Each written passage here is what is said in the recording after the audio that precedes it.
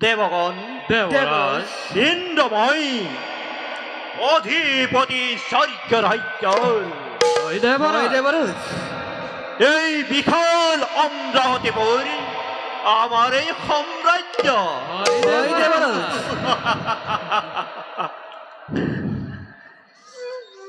কিন্তু দেবগণ দেবরাজ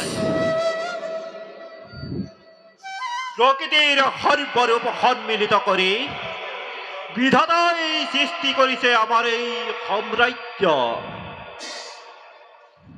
কিন্তু দেবগণ দেবরাজ দেব ঋষি নারদে আহি রিগোল বার্তা আৰু হেনু কিছুদিনৰ পাছতে এই পৃথিৱীত হ'ব এক মহাভয়ংকৰ মহাপ্ৰলয় দেবৰাজ জীৱ জন্তু তৰু তৃণ মনুষ্যকে আদি কৰি একো জীয়াই নাথাকিব সকলো ডুব যাব জলৰ মধ্যত আৰু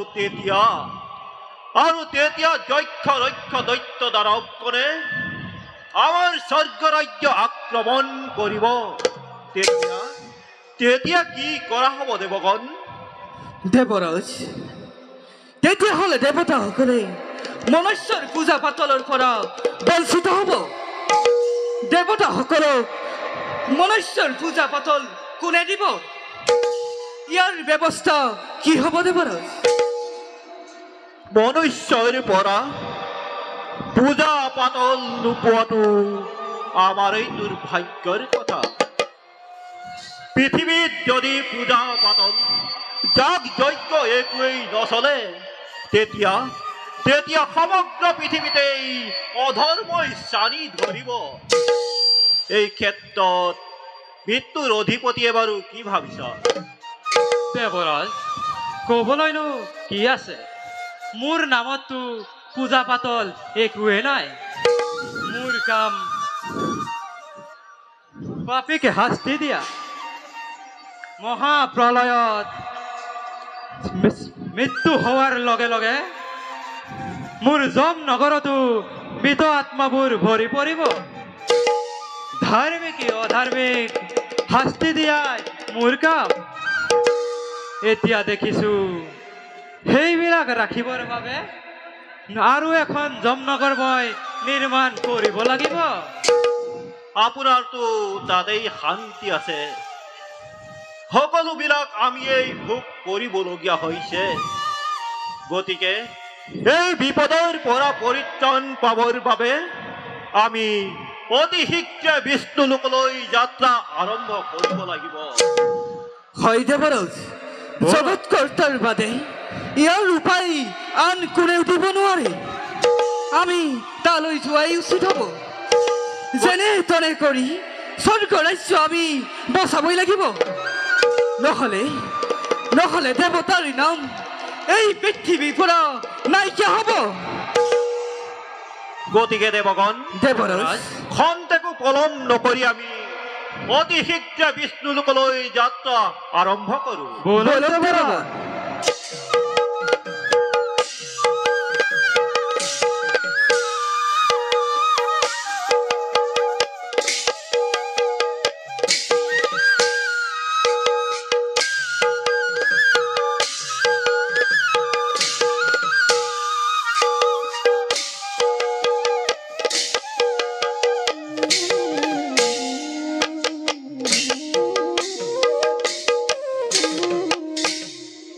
জয় যক্ষ ৰাজনাৰ জয়, জয় যক্ষ ৰাজনাৰ জয়, জয় যক্ষ ৰাজনাৰ জয়, জয় জয়।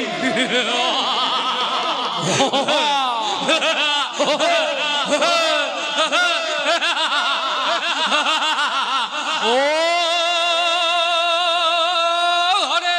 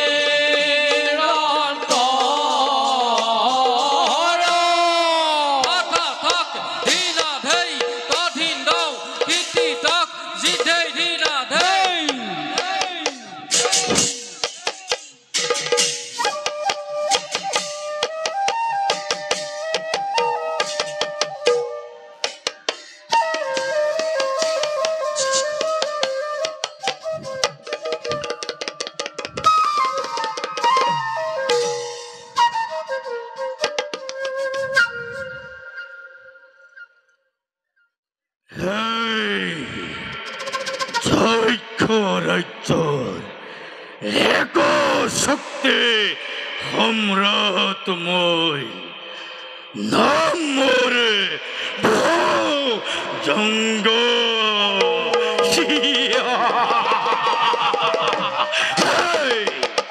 আৰু মই আপোনাৰ শ্ৰেষ্ঠ ভাতৃ, নাম মোৰ দেৱতা।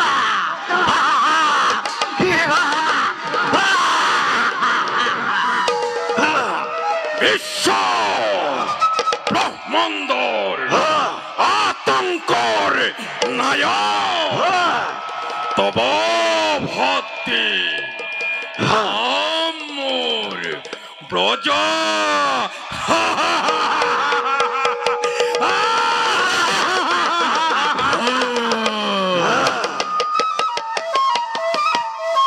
আমাক পৰাজয় কৰিব পৰা বীৰ এতিয়াও জন্ম হোৱা নাই। বিশ্ব ব্ৰহ্মাণ্ড আমাৰ ভয়ত স্বৰ্গ মৰ্ত্য পাতাল সকলো ভয়তে কৰে পলায়ন।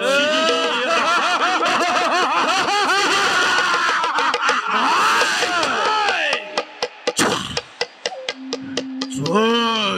ভাই নকৰি পলাম এফালৰ পৰা সকলোকে কৰ ধ্বংস মনত ৰাখিব কাৰ প্ৰতি দয়া কাৰ প্ৰতি মমতা দেখুৱাৰ কোনো নাই প্ৰয়োজন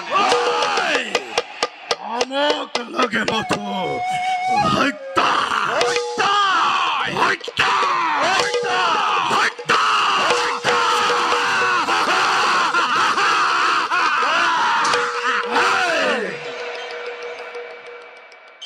তাৰ বাবে কোনো চিন্তা নকৰিব দাদা আমাৰ হাতৰ পৰা মনুষ্য কিম্বা পথে মতা গৰু ভাৰি যাব নোৱাৰে ইতিমধ্যে বহুত হত্যা কৰি সেই দেশবোৰৰ মনে মুকুতা লুটি অনা হৈছে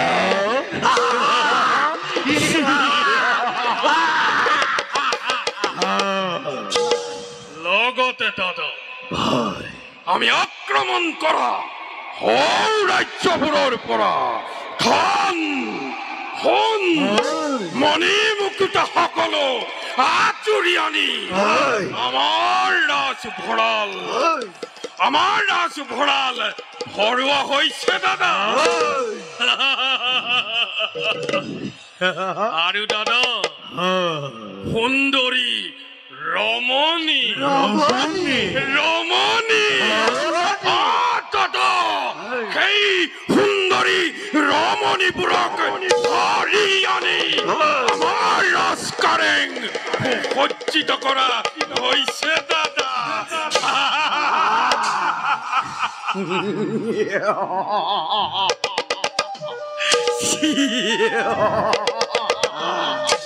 ধন্য ধন্য ধন্য ভাই তোমালোকৰ বীৰৰ কোনো তুলনা নাই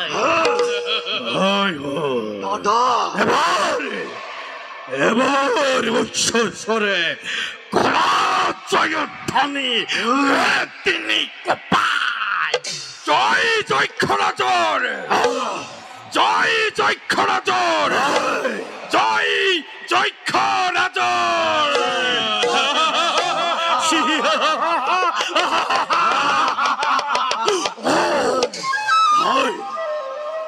শুনিবলৈ পাইছো আমাক প্ৰতিভৰ বাপে মৈত্ৰৰ ঋষি মুনি সমাজে মৰণ যজ্ঞ কৰিছে সিহঁতক ক্ষমা কৰিব নোৱাৰি ভাল যোৱা যোৱা যোৱা যোৱা নকৰি পলামে এফালৰ পৰা ঋষি মুনি গণক কৰা ধ্বংস কি ক'লা দাদা আমাক বধিবৰ বাবে মৈত্ৰৰ ঋষি মুনি সকলে কৰিছে যজ্ঞৰ আয়োজন দাদা আদেশ কৰা তুমি সেই সকলক এই মুহূৰ্ততেই হত্যা কৰিম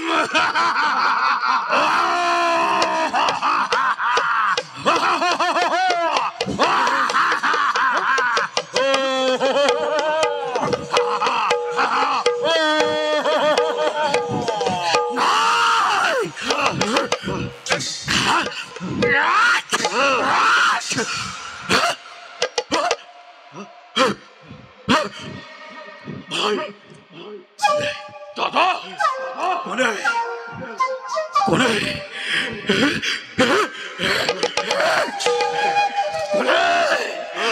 কোনে কোনে কোনে সকলে খন্তে কতে পৃথিৱী কৰে তলপৰ যোৱা যোৱা যোৱা যোৱা যোৱা পলামে ধৰি লৈ অহা তাকে মোৰ সমীপে দাদা তাৰ বাবে তুমি নকৰিবা চিন্তা যিয়েই নহওক লাগে তাক ধৰি আনি তোমাৰ সন্মুখত মুণ্ড ছেদন কৰিম বোলা ভাই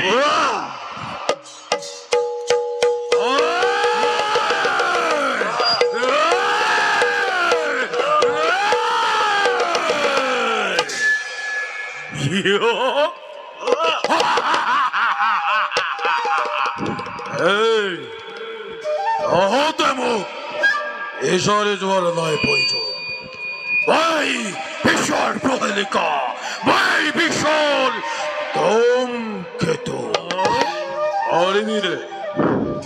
পাৰিবিৰে তহতে মোৰ বাল পিচ্ছ পৰীক্ষা কৰি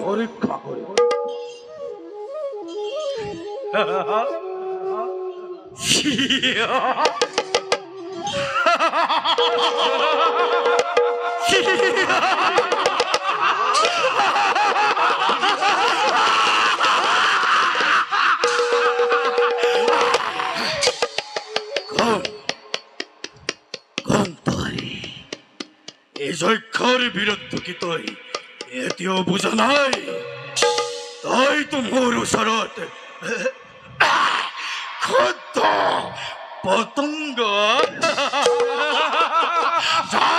যা গুচি যা এই যক্ষৰাজে দিলে তো মুক্তি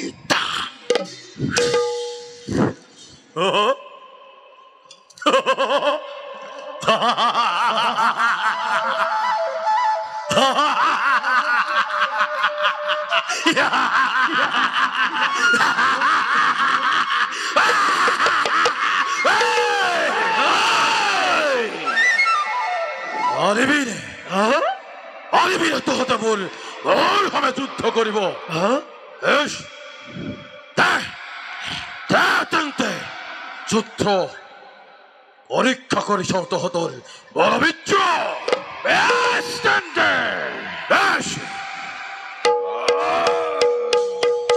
লাগিলে মহাৰণ দুয়ো দলৰ মাজে যুদ্ধ দেখি বহুমতি কম্পিবে লাগিলে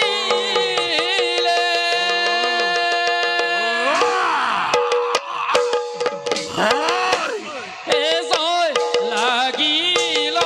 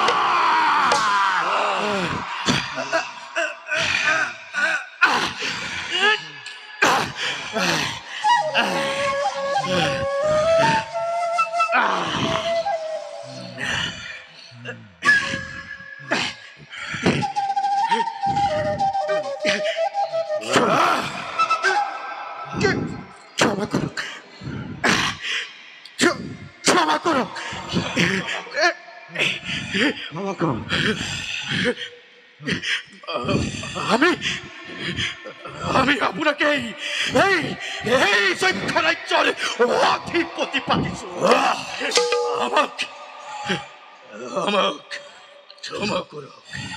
আমাক ক্ষমা কৰক বেশ তোমালোককো মই কৰিলো ক্ষমা যক্ষৰাজ এই পৃথিৱীত অলপ দিনৰ পাছতে মহাপ্ৰলয় সূচনা হ'ব মহাপ্ৰলয় চাৰিওফালে পানীয়েই পানী হ'ব এত বেদাংগ কৃষ্টি সভ্যতা সকলো পানীৰ তলতে ডুব যাব ভয় নকৰিবা এই মহাপ্ৰলয়ৰ মাজত আমি দৈত্য দানৱসকলে জীয়াই থাকিব পাৰে দৈত্য দানৱসকলে জীয়াই থাকিব পাৰে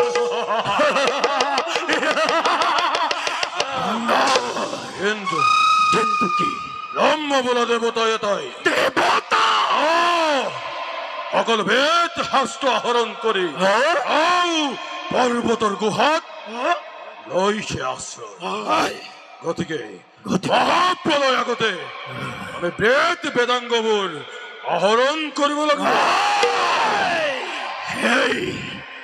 সেই বেদ বেদাংগৰ পৰাহে ঋষি মণিগণে যাগ যজ্ঞ কৰে আৰম্ভ বলা বলা বলা বলা বলা ভাই নকৰি পলাবে যাও আমি সেই বেদ বেদাংগ কৰো উদ্ধাৰ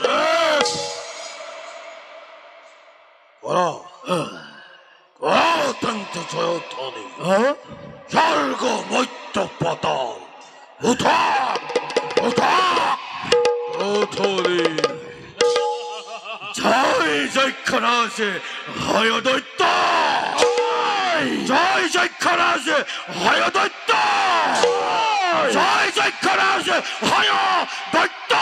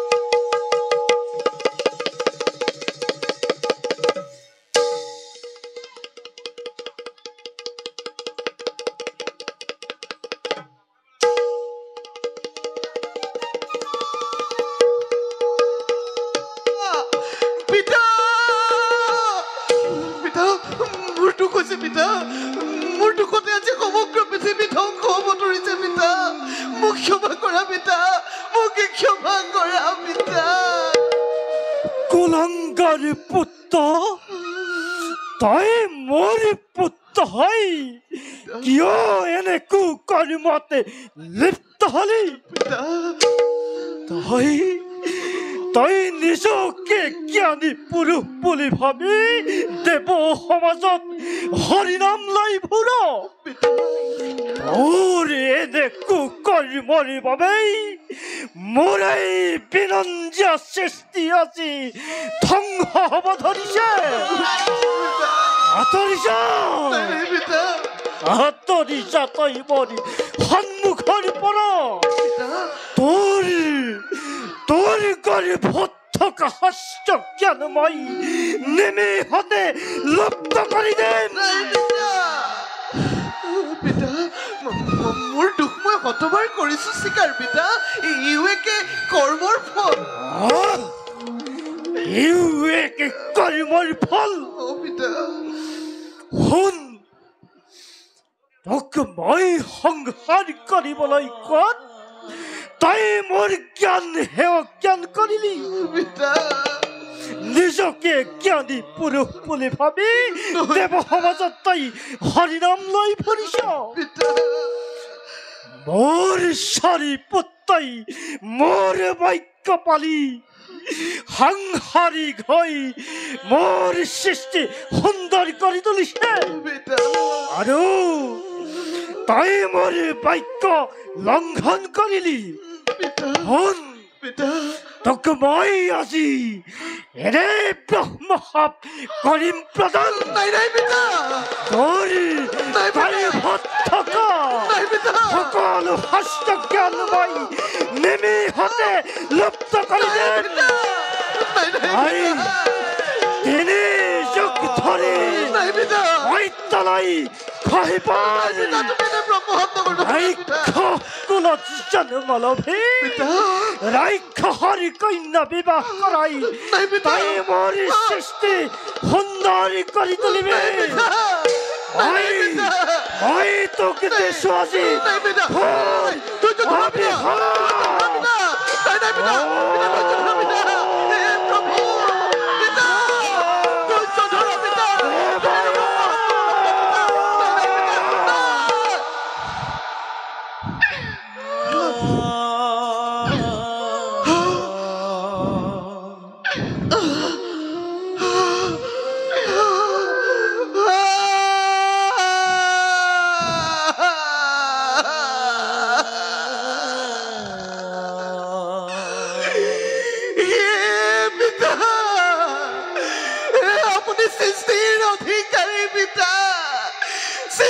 গৰাকী হৈ পুত্ৰ কেনে ব্ৰহ্মহাবন কৰিব প্ৰধান পিতা মোক ক্ষমা কৰা পিতা মোক ক্ষমা কৰা পিতা মোক ক্ষমা ওৰে ব্ৰহ্মহব কেতিয়াও নহয় খণ্ডন আঁতৰি যা তাই মোৰ সন্মুখৰ পৰা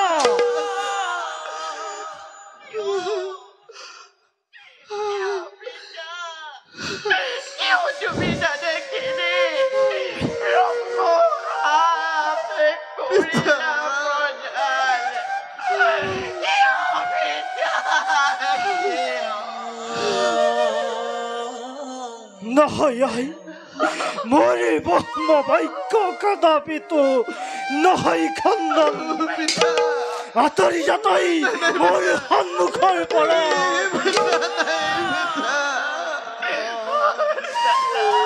তুমি মোৰ কাছাৰে তপস্যা সাধনৰ ফল পিতা নিমিষতে ধূলি চাতি কৰি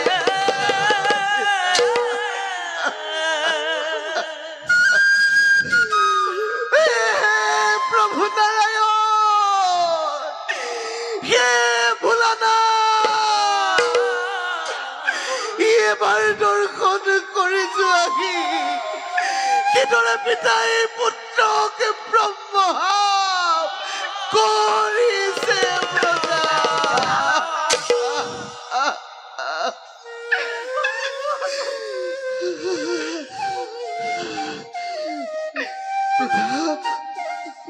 পিতা আপোনাৰ ব্ৰহ্মহব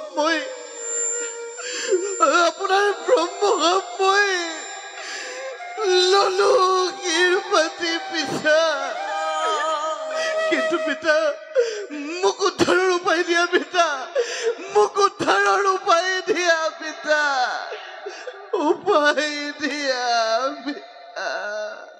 শুন পুত্ৰ সত্য যুগত তই বহ্নিমান নামে ৰজা হয় শতাধিক ৰমণীকে বিবাহ কৰাই নাই পিতা মোৰ সৃষ্টি সুন্দৰ কৰি তুলিবি পিতা আৰু তেতা যুগত পিতা তই বিভীষণ নামেৰে জন্ম লৈ ৰাক্ষসৰ কুলত ৰাক্ষসৰ কন্যা বিবাহ কৰাই বংশ বৃদ্ধি কৰিবি তাপৰত শকুনি নামে জন্ম লৈ ধৰ্ম অধৰ্ম নকৰি বিচাৰি কুৰুক্ষেত্ৰ ৰণৰি শেষত তই মুক্তি পাবি আৰু মলিত হাজাৰে বছৰে শ্ৰৱণ কীৰ্তনৰ পাছত পুনৰ তই তোৰ হস্ত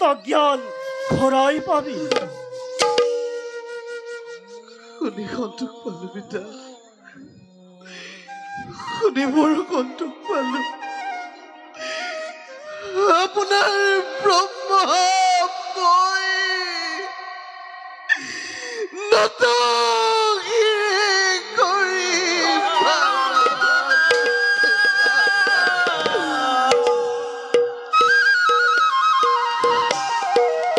কিন্তু পিতা যাবৰ সময়তে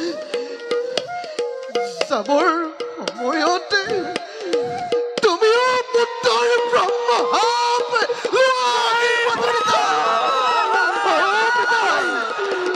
ময়ো তোমাক আজি আজি সন্তেন তুমি চিৰদিন মানৱৰ অপূজ্য হৈ ৰব পিতা তোমাৰ নামতে কদাপিতো নহব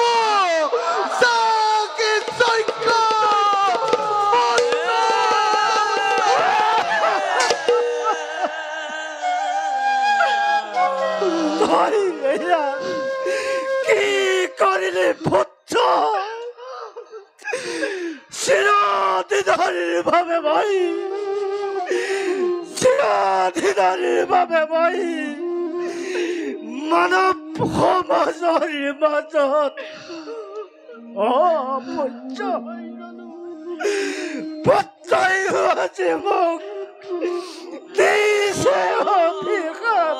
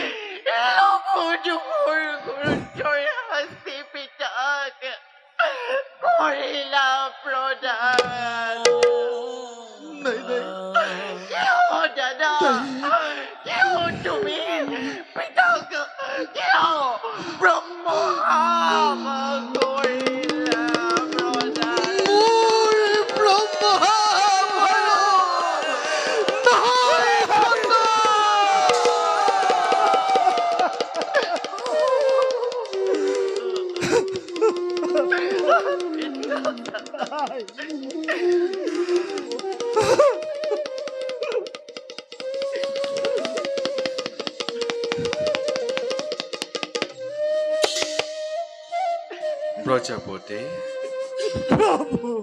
এনেদৰে ভূমিত পৰি আছে কিয়? উঠক সৃষ্টিকৰ। দেৱঋষি, তোমাৰে বীৰ বাদ্য এনেকৈ ভূমিত কিয় পৰি আছে? মোৰ অপৰাধ মাৰ্জনা কৰিব ভোলানাথ। বিপদৰ সময়তে দেখা পোৱাৰ বাবে মোৰ জীৱন সাৰ্থক। পিতাই মোক ব্ৰহ্মহাপ কৰিলে প্ৰদানে।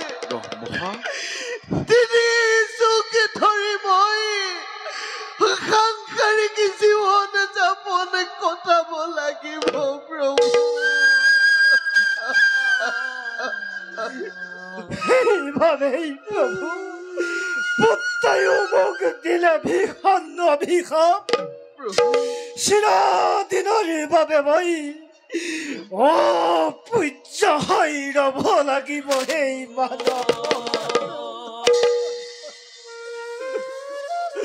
পিতা পুত্ৰ নে ব্ৰহ্মশাপত কিয় লিপ্ত হলা? প্ৰভু, মহাপ্ৰলয়ৰ আগমুহূৰ্তত আমি নিজৰ মাজতে মহাপ্ৰলয়ৰ সৃষ্টি কৰিলো হওক। প্ৰভু, হে দেৱঋষি, প্ৰভু, তোমাৰ ব্ৰহ্মশাপ মই সময়ত খণ্ডাম নিশ্চয়। প্ৰভু, কিন্তু সৃষ্টিকৰ প্ৰভু, নাৰদে যি ব্ৰহ্মশাপ কৰিলে প্ৰদান, সেই ব্ৰহ্মশাপ অখণ্ডন। ইয়াৰ কোনো উপায় নাই প্ৰজাপতি। আপোনাৰ ব্ৰহ্মশাপ চিৰদিন থাকিব ধৰা।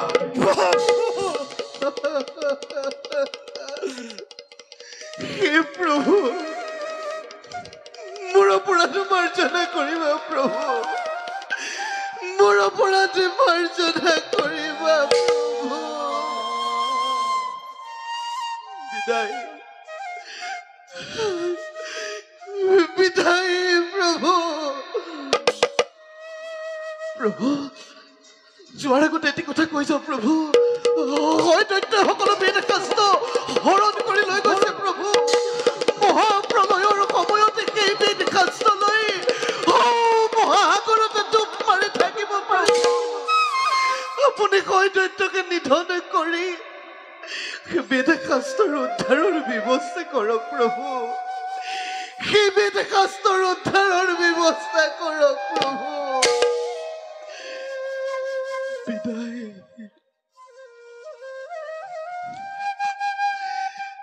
বিদায় মাগিছো প্ৰভু। বিদায় প্ৰভু। একিমতে ভকতি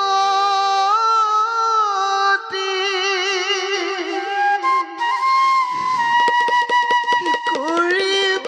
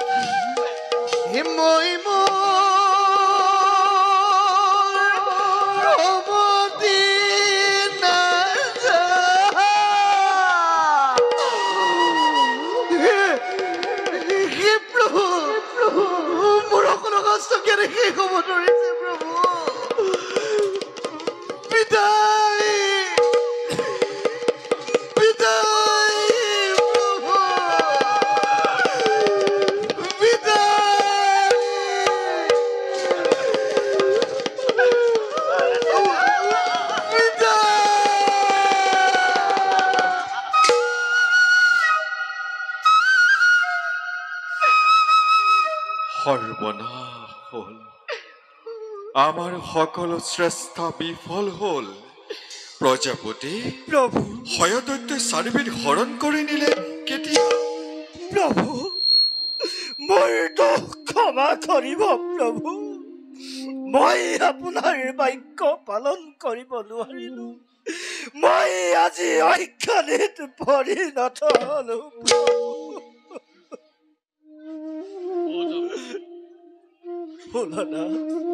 এই সকলোবিলাক ভাগ্যৰ লিখন কোনেও খণ্ডন কৰিব নোৱাৰে। পৃথিৱীৰ পৰাতি লক্ষ্মী মাৰ গল, শাস্ত্ৰবিদ নাৰদো আদিৰ হল কক্ষচ্যুত। গতিকে এনেবোৰ বিপদে আৱৰি ধৰিছে। তথাপিতো ৰুদ্ৰ, যেনে তেনে বেদশাস্ত্ৰ উদ্ধাৰ কৰিবই লাগিব, নহলে মানৱ সমাজ জ্ঞানৰ পৰা বঞ্চিত হব। প্ৰজাপতি প্ৰভু আমি গৈছিলো ৰজা সত্যব্ৰতক পৰীক্ষা কৰিবৰ বাবে। পিতা পুত্ৰৰ কন্দন শুনি এই স্থান পালোহি। হোৱাৰ ঘটনা হৈ গল, তাৰ বাবে নকৰিব চিন্তা। আজি আমাৰ মাজত ভাজ্যা লক্ষ্মী নাই, কিন্তু জ্ঞান দায়িনী দেৱী সৰস্বতী এতিয়াও আমাৰ লগত আছে।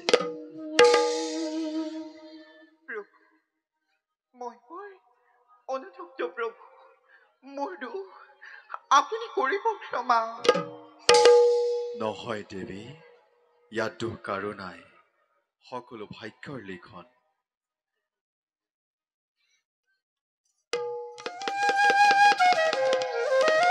শুনা দেৱী সৰস্বতী, দেৱঋষি নাৰদৰ বিনবাদ্য আজি সন্তে তুমি কৰিবা ধাৰণ। জগতৰ আগত বিনা পানী ৰূপে হলা পৰিচিত।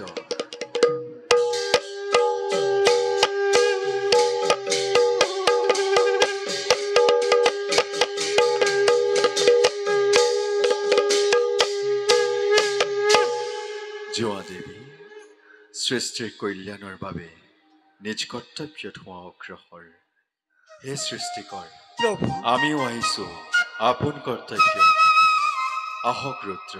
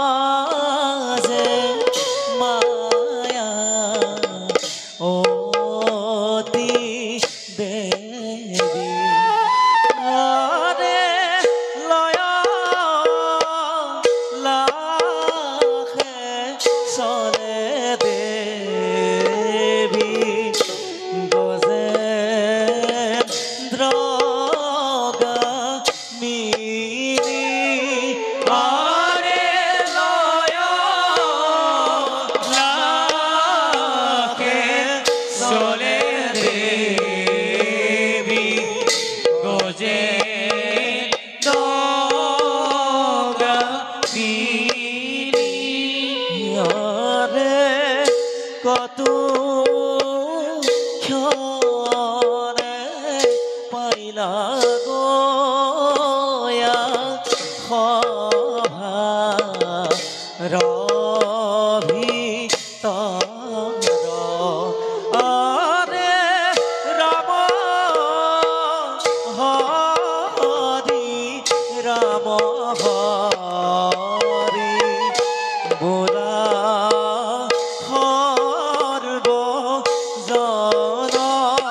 আৰে ৰাম হৰি ৰাম হৰি বোলা সৰ্বজন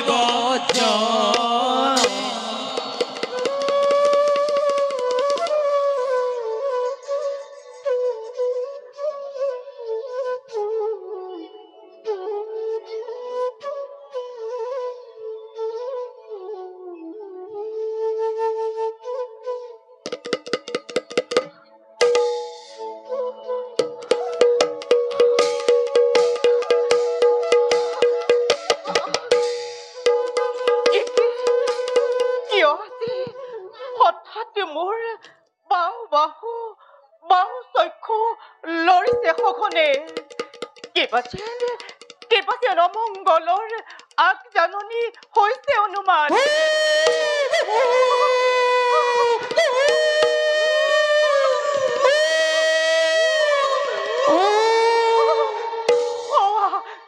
দিনতে শিয়াল কুকুৰবোৰে কেইবাদৰে আত্মনাদ কৰিব ধৰিছে নিশ্চয় আমাৰ ৰাজ্যত অমংগলৰ সূচনা হৈছে নাই মই ইয়াত আৰু নকৰি পলম যাওঁ মই স্বামীৰ কাষে স্বামী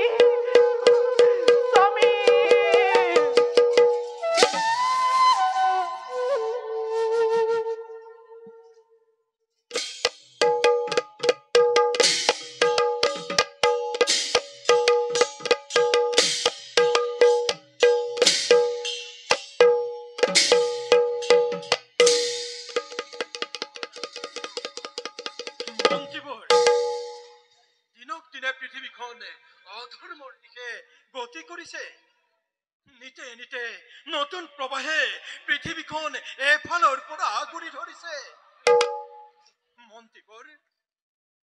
মন্ত্ৰীবোৰ মহাৰাজ এইবিলাকৰ কিবা কাৰণ বিচাৰি পাইছেনে তুমি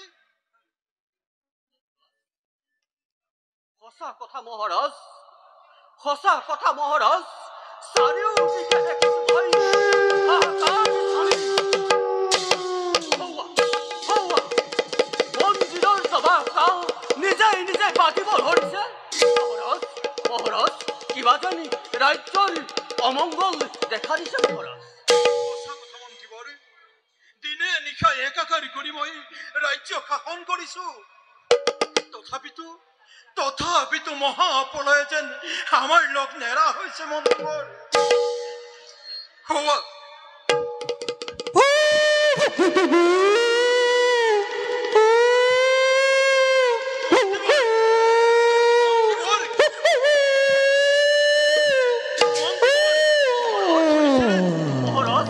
দিনতে শিয়াল কুকুৰে কেনেকৈ ৰচি ধৰিছে মন্দিৰৰ ওপৰতে শগুনবোৰে কেনেদৰে মাংস পিণ্ডৰ ওপৰতে টনা আজোৰা কৰিছে কৰি কেনেকৈ মন্দিৰৰ গৰ্ভৰক্ষা কলুষিত কৰি তুলিছে মন্ত্ৰীবোৰ মহাৰাজ এইবিলাক দেখি শুনেও আজি প্ৰজাসকল নিমাত হৈ আছে কিয় মন্ত্ৰীবোৰ ইয়াৰ এটি উপায় দিয়ক মন্ত্ৰীবোৰ ইয়াৰ এটি উপায় দিয়ক মহাৰাজ ভগৱানক চিন্তা কৰাৰ বাহিৰে অন্য উপায় নাই মহাৰাজ ৰাজ্যৰ মংগলৰ বাবে মহাযজ্ঞ কৰাটো ভাল হ'ব মহাৰাজ মহাযজ্ঞ হয় মহাৰাজ কিন্তু এই মহাযজ্ঞ কৰিবলৈ যাওঁতে কোন প্ৰজা আহিব মন্ত্ৰীবোৰ কোন আহিব মহাৰাজৰ জয় হওক মহাৰাজৰ জয় হওক ৰাজা সত্যব্ৰতৰ জয় হওক আহক হে দিত্যবোৰ এই আসন গ্ৰহণ কৰক। নালাগে নালাগে মহাৰাজ, আজি আসন গ্ৰহণ কৰিবলৈ আমাৰ ওচৰত সময় একেবাৰে তাকৰ। আমি মহা বিপদত পৰিছো মহাৰাজ, সেইবাবেহে আমি আপোনাৰ ওচৰলৈ আহিছো। দ্বিতীয়বাৰ ময়ো আপোনালোকৰ দৰে মহাপ্ৰলয়ৰ আগজাননী পাইছো। ময়ো একেবাৰে দিশহাৰা হৈ পৰিছো। হয় মহাৰাজ, পৃথিৱীত মহাপ্ৰলয় আৰম্ভ হলেই, ফলস্বৰূপে আপোনাৰ ৰাজ্যত অনাবৃষ্টি অকাল দুৰ্ভিক্ষই দেখা দিছে। প্ৰজাগণৰ মনত মহাৰাজ অলপো শান্তি নোহোৱা হৈছে। আমি সেইবাবে মহাযজ্ঞ কৰিছিলো আয়োজন। কিন্তু সেই যজ্ঞ আৰম্ভ কৰিব খোজোতেই লাগিল নহয় অতন্ত জল দেৱতাই হুংকাৰ তুলি কলে সেই কিবা এটা বস্তু জলত দান দিলেহে বোলে যজ্ঞ সমাধা হ'ব। সেইবাবেহে আমি আপোনাৰ ওচৰলৈ আহিছো মহাৰাজ। সেই দ্বিতীয়বাৰ আপোনালোকে মোৰ ৰাজ্য উপকাৰৰ হেতু আপোনালোকে যজ্ঞ আৰম্ভ কৰিছে। তাতকৈ আৰু আনন্দৰ কথা কি হ'ব পাৰে? আপোনালোকে যজ্ঞৰ কাম আৰম্ভ কৰক। মই আপোনালোকক দান দক্ষিণা যত যি মানে দিব লাগে সকলোখিনি দিম। প্ৰয়োজন হলে মোৰ দেশ দিবলৈও মই প্ৰস্তুত আছো। জানো মহাৰাজ জানো, আপুনি পৃথিৱীৰ এজন দানী আৰু জ্ঞানী পুৰুষ। আপুনি ধন সোণ ঐশ্বৰ্য বন্ধু। মহাৰাজে নিষ্প্ৰাণ বিলাবলৈ কুণ্ঠাবোধ নকৰে। কিন্তু মহাৰাজ আমি যি দান বিচাৰিম সেই দান কিন্তু এটাৰ ভিতৰতো নকৰে। মই ঠিক ধৰিব পৰা নাই। আপোনালোকে সকলোখিনি ভাঙি পাতি কওক। তেন্তে শুনক ৰাজন, আপুনি দান দিবলৈ ওলোৱাৰ আগতে বন্ধু প্ৰতিজ্ঞাবদ্ধ হ'ব লাগিব। মহাৰাজ, দান দিবলৈ ওলোৱাৰ আগতে আপুনি প্ৰথমতে প্ৰতিজ্ঞাবদ্ধ হ'ব লাগিব। প্ৰতিজ্ঞাবদ্ধ হ'ব লাগিব। হয় মহাৰাজ। কিন্তু মন্ত্ৰীবৰ বামুণৰ চাকৰিৰ কথাত আপুনি ভুল নাযাব মহাৰাজ। ৰাজ্যৰ এনে অমংগলৰ সময়ত সকলো ভাবি চিন্তি প্ৰতিজ্ঞাবদ্ধ হওক, নহলে হাহাকাৰ কৰি ঘূৰি ফুৰিব লাগিব মহাৰাজ। নাই মন্ত্ৰীবৰ, মুনিবৰসকলে মোৰ ৰাজ্যৰ সুখৰ কাৰণে তেওঁলোকে মহাযজ্ঞ কৰিব বিচাৰিছে। সেয়ে তাত মই দান দিয়াত কোনো বাধা নাই আৰু মই প্ৰতিজ্ঞা কৰাটো কোনো দুখ নেদেখো মন্ত্ৰীবৰ। দ্বিতীয়বাৰ আপোনালোকে যজ্ঞ কাম আৰম্ভ কৰক। মই প্ৰতিজ্ঞা কৰি কৈছো, মই চন্দ্ৰ সূৰ্য ফাঁকি কৰি আজি মই কৈছো আপোনালোকক যি দান লাগে মই আপোনালোকক অৰ্পণ কৰিম আৰু প্ৰয়োজন হলে মোৰ দেশ দিবলৈও প্ৰস্তুত আছো। দৃশ্যবৰ ধন্য ধন্য ৰাজন, ধন্য। পৃথিৱীৰ চন্দ্ৰ দিবাকৰ থাকে মানে তোমাৰ নাম বখানি থাকে। এতিয়া শুনা আমাৰ দানৰ কথা। আমাৰ সেই যজ্ঞ সমাধা কৰিবৰ বাবে এগৰাকী সুলক্ষণা নাৰীক সেই জলত নিক্ষেপ কৰিব লাগে। সুলক্ষণা নাৰী? হয় মহাৰাজ, এগৰাকী নাৰী। আৰু সেইবাবে এই ৰাজ্যৰ ৰাজলক্ষ্মী অৰ্থাৎ আপোনাৰ মহাৰাণীতকৈ সুলক্ষণী নাৰী অইন কোনোৱে নাই। সেইবাবে মহাৰাজ আমি আপোনাৰ ৰাজলক্ষ্মীক জলত নিক্ষেপ কৰিবৰ বাবে দান হিচাপে বিচাৰি আহিছো। মহাৰাজ আপুনি প্ৰতিজ্ঞাবদ্ধ, নিজ প্ৰতিজ্ঞাৰ কথা মনত ৰাখি আমাক অকপৰে দান কৰক প্ৰদান। নাই দ্বিতীয়বাৰ নোৱাৰো। মোক আপোনালোকে কিয় ঠাই সাগৰত ডুবাই মাৰিব বিচাৰিছে? মই মোৰ ৰাজলক্ষ্মীক জলত নিক্ষেপ কৰিব লাগিব। নাই দ্বিতীয়বাৰ নাই, আপোনালোকে এই ভিক্ষাৰ পৰিৱৰ্তে অন্য ভিক্ষা মোক কৰক গ্ৰহণ। মই দিবলৈ প্ৰস্তুত আছো। মহাৰাজ, মইতো আগতেই কৈছিলো নহয়, সকলো আপুনি ভাবি চিন্তি প্ৰতিজ্ঞাবদ্ধ হওক। এই দুজন ব্ৰাহ্মণ নহয় মহাৰাজ, এই দুজন কোনোবা দুৰন্ত অসুৰ। আজ্ঞা দিয়ক মহাৰাজ, আজ্ঞা দিয়ক, তুৰন্ত সিহঁতক বন্দী কৰি দিওঁ অন্ধকাৰ কাৰাগাৰত। মুখ সম্ভালি কথা কবা বৃদ্ধ মন্ত্ৰী। আমিও ভয়াতুৰ ব্ৰাহ্মণ নহওঁ কদাপি। অস্ত্ৰ চালনা কৰিব আমিও জানো। অস্ত্ৰ চালনা কৰিব আমিও জানো। আৰু তোমাৰ দৰে বন্ধু এখেতৰ দৰে এজন বৃদ্ধ মন্ত্ৰীয়ে আমাক বান্ধি ৰাখিব নোৱাৰা কদাপি। মহাৰাজ মন্ত্ৰীবৰ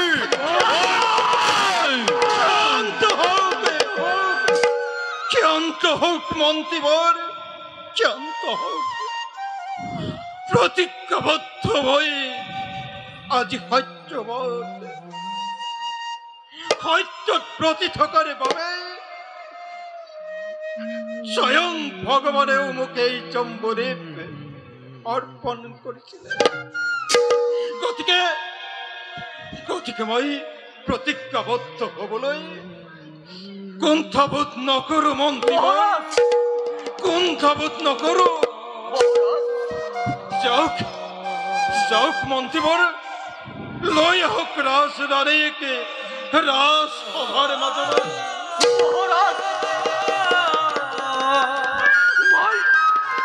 মই কেনেকৈ ৰাজৰাণীক ৰাজসভালৈ মাতি আনিম মহাৰাজ? মহারাজ আমার পলম হয়েছে মহারাজ, যদি পারে আপনার প্রতিজ্ঞা আপনি রক্ষা করক, নহলে আপনার প্রতিজ্ঞা ভঙ্গ করে আমাকে বিদায় দিও। মই মোৰ প্ৰতিজ্ঞা পালন কৰিম মন্ত্ৰীবৰ। মহাৰাজ বেজাৰ নকৰিব মন্ত্ৰীবৰ, যাওক আজি এই সত্যৱতৰ আদেশ ৰাজৰাণীক ৰাজসভাৰ মাজলৈ লৈ আনক। শিৱাজ্ঞা মহাৰাজ, শিৱাজ্ঞা মহাৰাজ। যাওক।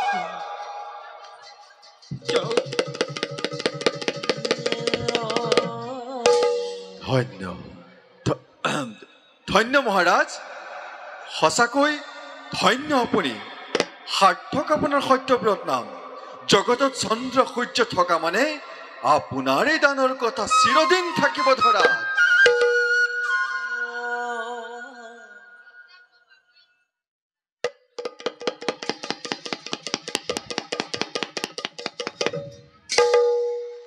মহাৰাজ, অসময়ত মোক ৰাজসভালৈ মাতি পঠালে। এইটো স্বামী, মোক দেখি আপুনি তলমূৰ কৰি আঁতৰি গৈছে কিয়? মোৰ কিবা দোষ হ'ল নেকি?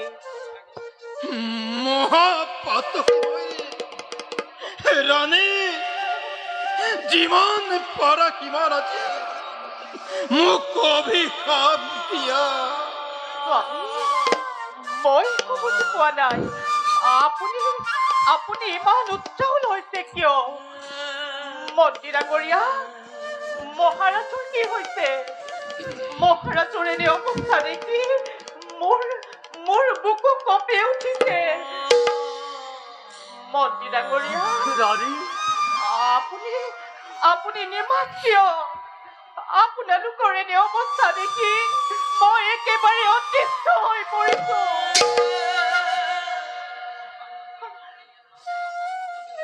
আৰু এই দুজন ব্ৰাহ্মণে ইয়াত কিয় অপেক্ষা কৰি আছে?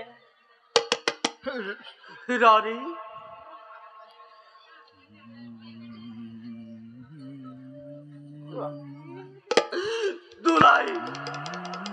নোলাই মোৰ মুখৰ মাত ৰাণী। এই ৰাজ্যৰ যদি ৰাজলক্ষ্মী গুচি যায়, নিশ্চয় এই ৰাজ্যত ঘোৰ অন্ধকাৰে ঘেৰি ধৰিব ৰাণী। মহাৰাণী, মহাৰাজে কথাটো ক'বলৈ সংকোচ কৰিছে, সেয়েহে আমি কওঁ শুনক। মহাৰাজৰ প্ৰতিজ্ঞা আজি আপোনাৰ ওপৰত। আপুনি যদি মহাৰাজৰ প্ৰতিজ্ঞা ৰক্ষা কৰাব পাৰে, মহাৰাজ মহাপাপত লিপ্ত হোৱাৰ পৰা মুক্তি পাব। মোৰ স্বামী এনে কি সত্যতাবদ্ধ হ'ল, যাক দেখি প্ৰকাশ কৰিব পৰা নাই? কওক সেই দ্বিজবৰ ধন সোণ ৰাজ্যৰ ঐশ্বৰ্য বিভূতি ব্যক্ত কৰক দ্বিজবৰ। শুনক মহাৰাণী, সেইবোৰ একোৱেই নহয়। আমাক ধন সোণ ঐশ্বৰ্য বিভূতি একোৱেই দিম বুলি মহাৰাজ আমাৰ ওচৰত প্ৰতিজ্ঞাবদ্ধ হোৱা নাই। শুনক, সমগ্ৰ ৰাজ্যতে শনিৰ কুপদৃষ্টি পৰিছে, আৰু সেই শনিৰ কুপদৃষ্টিৰ পৰা ৰক্ষা কৰিবৰ বাবে আমি এক মহাযজ্ঞৰ আয়োজন কৰিছো। কিন্তু সেই যজ্ঞ আৰম্ভ কৰিব খোজোতেই জল দেৱতাই হুংকাৰ তুলি ক'লে এগৰাকী সুলক্ষণা নাৰীক সেই জলত নিক্ষেপ কৰিলেহে আমাৰ যজ্ঞ সমাধা হ'ব। হয় ৰাণী, জল দেৱতাৰ ইচ্ছা যজ্ঞ কৰাৰ স্থানত যজ্ঞ আৰম্ভ কৰাৰ আগত এগৰাকী ৰাজগুৰু সুলক্ষণী নাৰীক জলত নিক্ষেপ কৰিব লাগে আৰু সেই দান কেৱল ৰজা সত্যব্ৰতেহে দিব বুলি ক'লে। সেইবাবে ৰাণী আমি পলম নকৰি এই ৰাজ্যৰ ৰাজলক্ষ্মী অৰ্থাৎ আপোনাকে দান হিচাপে বিচাৰি আহিলো। গতিকে ৰজা প্ৰতিজ্ঞাবদ্ধ আমাক দান দিবলৈ।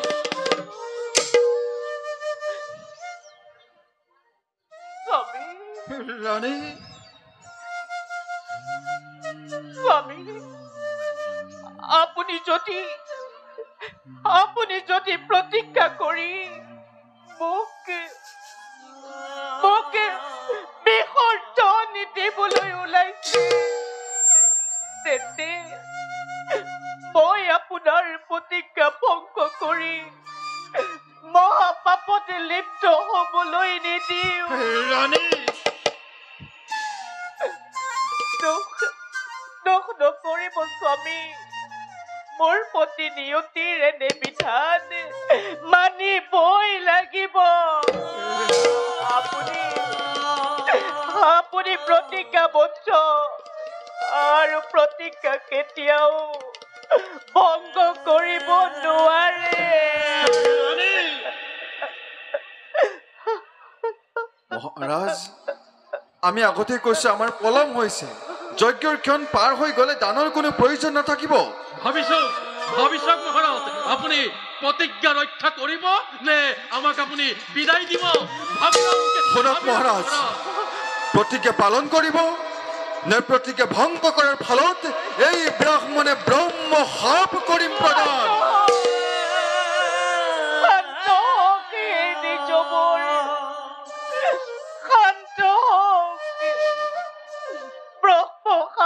কোনো নাই প্ৰয়োজন। মহাৰাজ যেতিয়া প্ৰতিজ্ঞাবদ্ধ, গতিকে মহাৰাজৰ মোৰ ওপৰত কোনো চৰ্ত নাই। মোক লৈ বলক নিজবৰ মন্ত্ৰী ডাঙৰীয়া। ৰাণী, মহাৰাজক আপোনাৰ ওচৰতে কৰিলো অৰ্পণ। ৰাণী, বোলেৰো ৰাণী, ৰাজ্যত ঘোৰ অমংগল হ'ব। অমংগল ৰাজ্যত হাহাকাৰ হ'ব। নহয় মন্ত্ৰীবৰ, নিশ্চয় এই ৰাজ্যলৈ শান্তি ঘূৰি আহিব। অনাবৃষ্টি মাৰি মৰক সকলো এই ৰাজ্যৰ পৰা দূৰ হ'ব।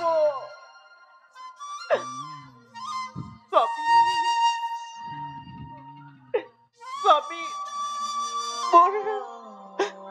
মোৰ অন্তিম সেৱা কৰিব গ্ৰহণ। জনমে জনমে যেনে আপোনাকে স্বামী ৰূপে পাওঁ। মোক বিদায় দিয়ক স্বামী। তুমি ইমান নিষ্ঠুৰ কেনেকৈ হ'ব পাৰিলা ৰাণী? কেনেকৈ ইমান নিষ্ঠুৰ হ'ব পাৰিলা? মহাৰাণী, আপুনি গলেই নহব, লগতে মহাৰাজো যাব লাগিব। মহাৰাজ, আপুনি নিজ হাতেৰে যজ্ঞৰ পূৰ্ণাহুতি দিব লাগিব। ভাবি চাওক মহাৰাজ, আপুনি প্ৰতিজ্ঞাবদ্ধ, আপুনি নিজ হাতে ৰাণীকে পূৰ্ণাহুতি দিব লাগিব। এনে অনুৰোধ নকৰিব নিত্যবৰ। মই কোনো পৰ্যায় ৰাণীক মোৰ ৰাজলক্ষ্মীক মই জলত নিক্ষেপ কৰিব নোৱাৰো।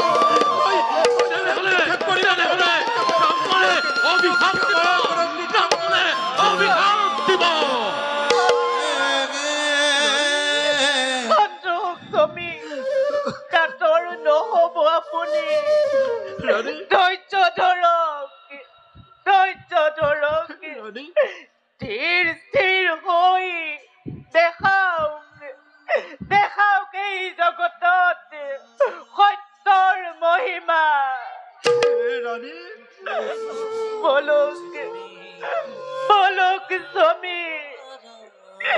নিজ হাতেৰে আপুনি মোক জলতি কৰিব নেকি? আহক ৰাজন, আহক ৰাণী, যাত্ৰা আৰম্ভ কৰিব লাগে।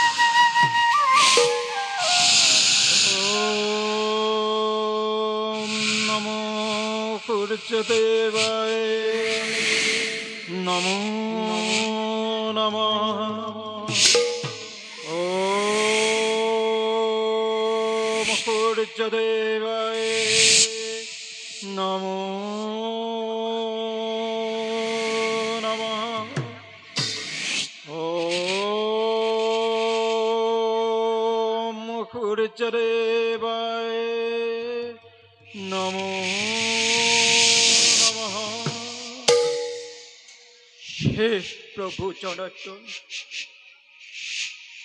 হে ব্ৰহ্ম বিষ্ণু, মহাদেৱ সেই অধমক উদ্ধাৰ কৰি সেই মহাপ্ৰলয়ৰ মাজৰ পৰা পৃথিৱীক উদ্ধাৰ কৰি সকলো কৰ্ম কৰি যাবলৈ শক্তি দিয়া প্ৰভু।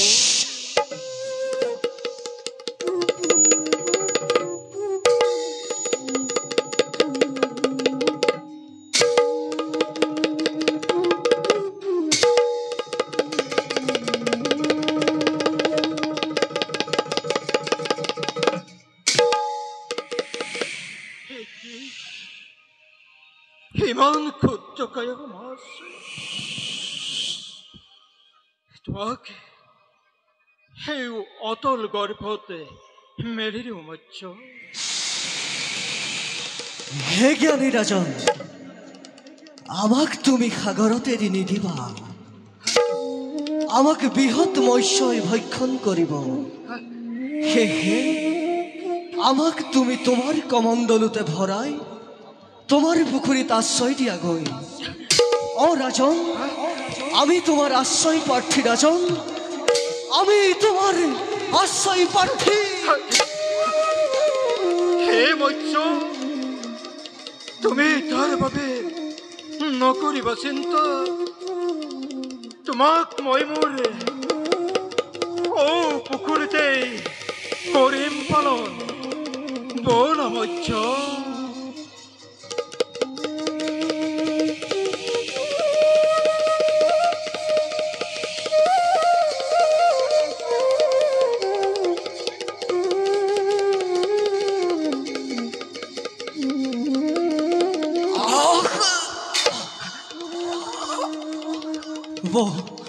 বহুত কষ্ট পাইছো ৰাজন, আপোনাৰ পুখুৰীত মই বহুত কষ্ট পাইছো। সেয়েহে আপুনি সেয়েহে মোক সমুদ্ৰৰ তীৰতে এৰি দিয়ক। অ ৰাজন, তেতিয়াহে আমি শান্তি পাম। অ ৰাজন, তেতিয়াহে আমি শান্তি পাম।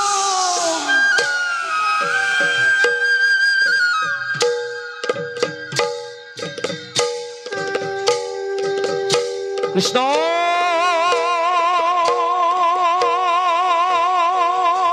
হৰি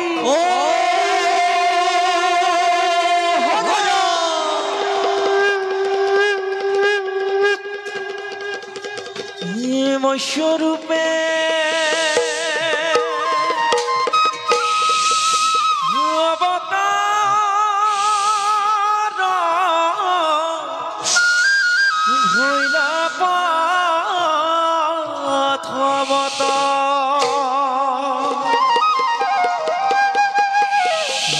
ধৰিলা চাৰিবে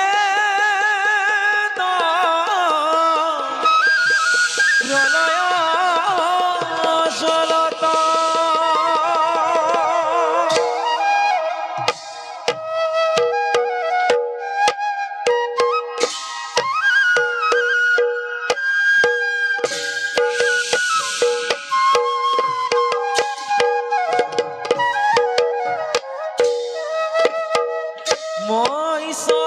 মৎস্যৰূপে অৱতাৰ হৈলা পথৱত হৰি হৈলা পথৱত উদ্ধাৰিলা চাৰি বেদ প্ৰলয় জলত হৰি ৰাম প্ৰলয় জলত হেৰ জানি নৰসবে হেৰ জানি নৰসবে এৰিয়ান কাম এৰিয়ান কাম হৰি ৰাম এৰিয়ান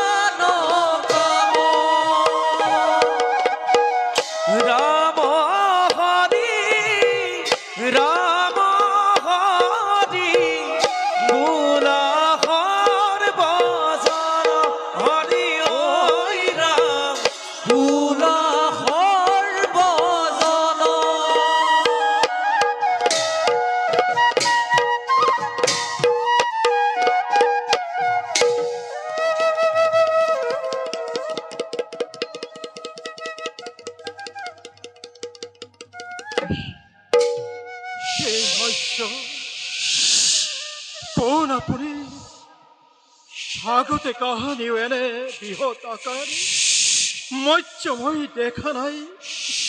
দয়া কৰি এই অধৰ্মকে সত্য পৰিচয় দিয়ক প্ৰভু।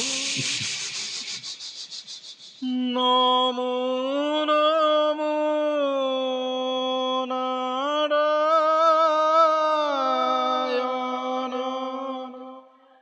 ও গতিৰ গতি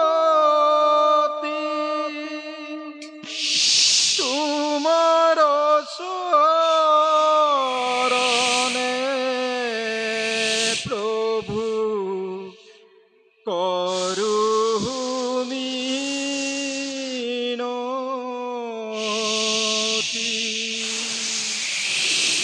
তুমি ব্ৰহ্মা তুমি বিষ্ণু তুমি মহেশ্বৰ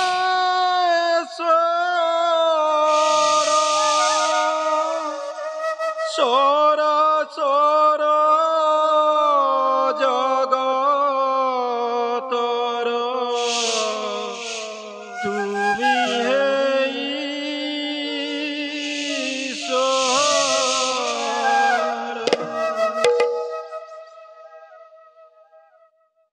হে প্ৰভু, কোন আপুনি?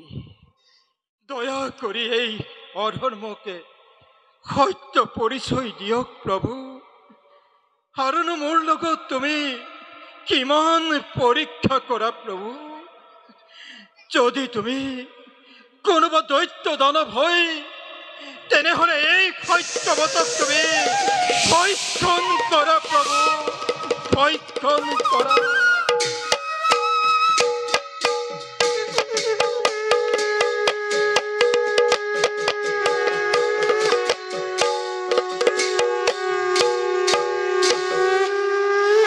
হে মহাজ্ঞানী ৰাজা সত্যবত, তোমাক আমি আকৌ পৰীক্ষা কৰিলো। আমি বিষ্ণু। প্ৰভু, এই অধৰ্মৰ শতকোটি অপৰাধ কৰিব মৰ্জনা প্ৰভু। শুনা ৰাজা সত্যবত, কওক প্ৰভু। আজি কালি ৰাত্ৰি, আজি এই শেষ ৰাতিতে মহাপ্ৰলয় আৰম্ভ হ'ব। সাগৰৰ পানীয়ে গোটেই পৃথিৱী ডুবাই পেলাব। পৃথিৱীত তোমাৰ বাদে আৰু অন্য কোনো জীয়াই নাথাকিব। প্ৰভু, ভয় দৈত্যক লক্ষ্মীয়ে স্বজন কৰি আমাৰ সৃষ্টি নষ্ট কৰিব বিচাৰিছিল। প্ৰভু, সি ইতিমধ্যে চাৰিবে ধৰণ কৰি আনিছে। মহাপ্ৰলয়ৰ সময়ত সি পানীত ডুব মাৰি থাকিব। তাক তাৰ একে আকৃতিৰ পানীহে বধ কৰিব পাৰিব। প্ৰভু, সেয়েহে আমি তাক তাৰ ৰূপ ধাৰণ কৰি নিধন কৰিম আৰু পুনৰ মৎস্য ৰূপ ধাৰণ কৰি চাৰিবেদ কৰিম উদ্ধাৰ। তেন্তে আমি কি কৰিব লাগিব প্ৰভু? শুনা ৰাজা সত্যবত, মহাপ্ৰলয় আৰম্ভ হোৱাৰ আগতে তোমাৰ কাষলৈ এখন ডাঙৰ নৌকা পঠাই দিম। তাতে তোমালোক সকলো তৰু তৃণ পশু পক্ষী যি পোৱা পাছৰ কল্পত স্বজন কৰিবৰ বাবে নৌকাত তুলি ধৰিবা। এই মহাপ্ৰলয় মাত্ৰ 7 দিন 7 ৰাত্ৰি থাকিব। আমি হয় দৈত্যকে বধ কৰি পুনৰ মৎস্য ৰূপে তোমালোকৰ ওচৰলৈ আহিম। আৰু শুনা ৰাজা সত্যবত, প্ৰভু, আমাৰ মূৰৰ ওপৰত এটি শিং দেখিবা। তেতিয়া তোমালোকৰ নৌকা বাসুকি আমাৰ শিঙৰ সৈতে মেৰাই ধৰিব। 7 দিনৰ পাছত পৃথিৱীৰ আকৌ শান্ত হ'ব। তাৰ পাছত তুমি আমি প্ৰত্যেকে নিজ নিজ কৰ্তব্যত অগ্ৰসৰ হ'ব লাগিব। যোৱা ৰাজা সত্যবত, নকৰিবা মনত সংশয়। বিপদত আমাক কৰিবা স্মৰণ, আমি এই কৰিম উদ্ধাৰ। বিপদত আমাক কৰিবা স্মৰণ, আমি এই কৰিম উদ্ধাৰ। প্ৰভু, তেন্তে প্ৰভু এবে মই কৰিলো বিদায়।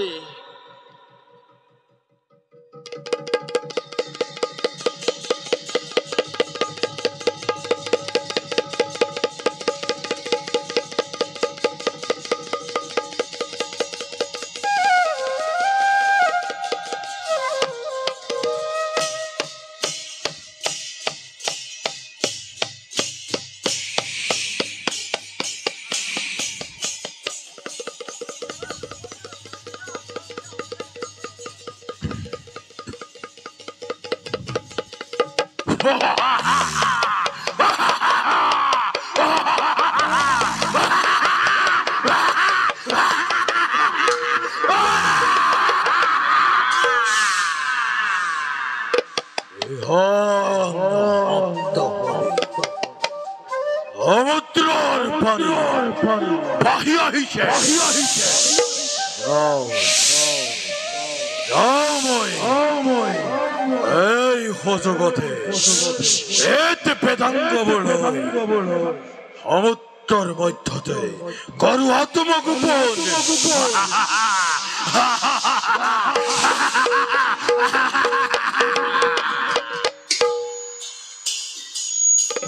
কৃষ্ণ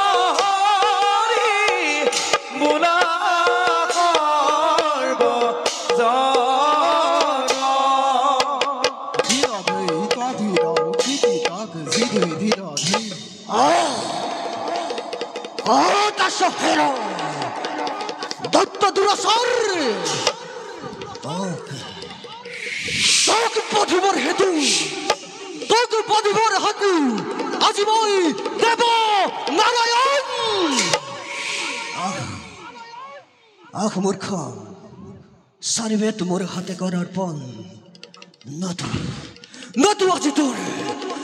আজি তোৰ মেলিব মৰণ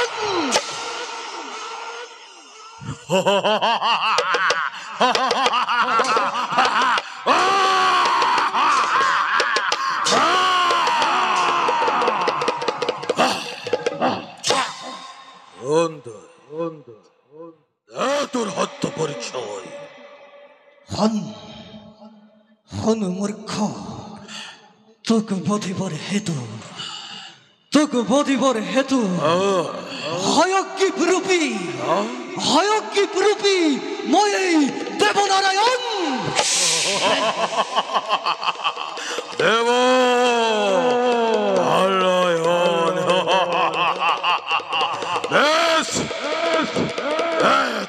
যুদ্ধ নকৰি পল বেশ তেন্তে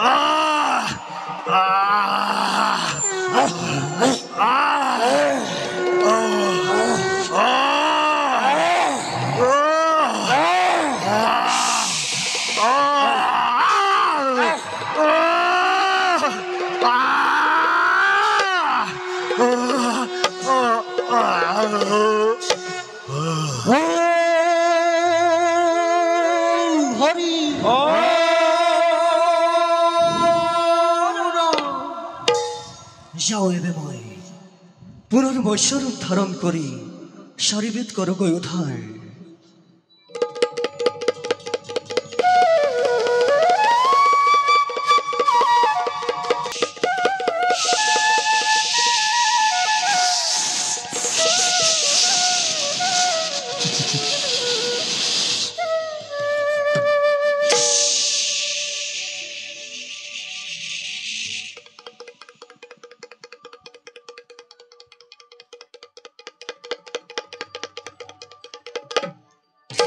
হে প্রভু, আপনার কৃপাতে আমি দৈত্য লোকের পৰা মুক্তি পালো। হে ৰাজা হৈত্ৰবধ, প্ৰভু তুমি মহাধৰ্মী। শুনা ৰাজা হৈত্ৰবধ, প্ৰভু বৰ কষ্টৰ মাজেৰে শাৰীবেতে কৰিলো উদ্ধাৰ। লওক ৰাজা হৈত্ৰবধ, আপুনি এই বেথাস্ত লৈ প্ৰজাপতিকে কৰক গৈ অৰ্পণ। দিয়ক প্ৰভু।